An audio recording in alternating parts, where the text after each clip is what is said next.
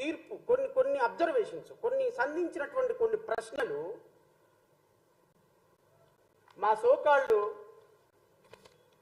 దీంట్లో లడ్డు వ్యవహారంలో మీ వైఖరి ఏంటి పైన ఒక చిన్న బాక్స్ ఐటమ్ పెట్టి లడ్డు వ్యవహారంలో మీ సుప్రీంకోర్టు ఈ మాట అడిగిందా?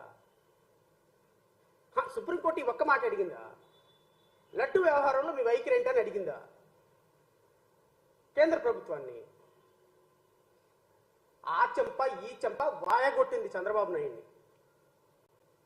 నాయుడిని చంపలకు పెట్టి వాయించింది. అబ్బే మనకు కనపడదు కదా, కళ్ళకి గంతలు కట్టుకున్నాం, మనం పసుపు గంతలు కట్టేసుకున్నాం కళ్ళకి. లడ్డు వ్యవహారంలో మీ వైఖరి ఏంటి అంట. మనం కళ్ళకి గంతలు కట్టేసుకొని ఉన్నది ఉన్నట్టు రాయండి.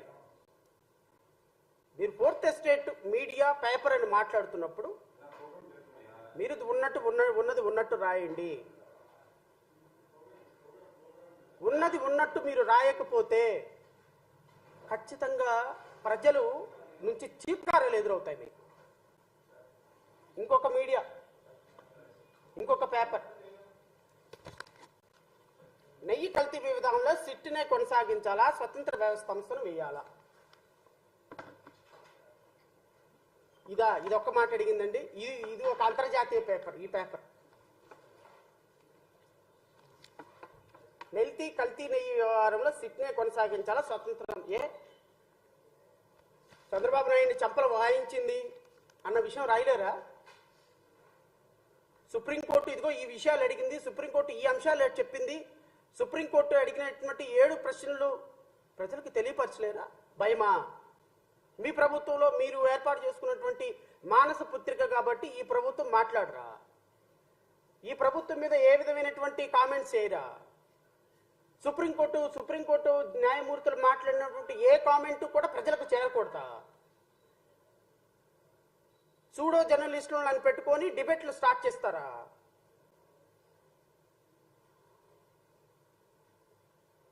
న్యాయవాదులుగా, న్యాయమూర్తులుగా, మీడియాగా డిబేట్లో పార్టిసిపేట్ చేసేటువంటి న్యాయవాదులు కానీ, డిబేట్స్ కండక్ట్ చేసేటువంటి వ్యక్తులు కానీ వాస్తవాలని ప్రజలకు తెలియపరచండి.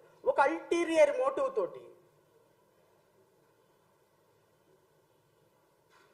ప్రభుత్వాన్ని సేవ్ చేయాలనేటువంటి ఉద్దేశంతో వెళ్ళే మీరు మీడియాని ఎట్లా అంటాను నేను? గత 5 సంవత్సరాలు జడా శ్రవణ్ కుమార్ అనేటువంటి నేను పెరిగింది ఆ 2 ఛానల్స్లో ప్రజా సమస్యలని ప్రశ్నించడానికి నాకు ఇచ్చిన అవకాశం బట్టి. I'm not denying it. కానీ ఈరోజు ఎటు వెళ్తున్నారు మీరు? ఈరోజు మీ వే ఎటుంది? నిన్న సుప్రీంకోర్టు వేసినటువంటి ప్రశ్నలు ఒక్క ప్రశ్న అయినా మీ మీడియాలో మీరు ప్రశ్నించడానికి, ప్రజల తరపున మాట్లాడటానికి అవకాశం ఉందా? ఒక చిన్న బాక్స్ ఐటెం పెట్టి లాస్ట్లో మాట్లాడినటువంటి ఒక కామెంట్ పెట్టి మాట్లాడుతున్నారు అంటే ప్రజలకి మీరు ఏం సమాధానం చెప్పాలనుకుంటున్నారు? ప్రజలకి మీరు ఏ ఇన్ఫర్మేషన్ ఇవ్వాలనుకుంటున్నారు? ప్రజలకి మీరు ఏ సందేశం ఇవ్వాలనుకుంటున్నారు?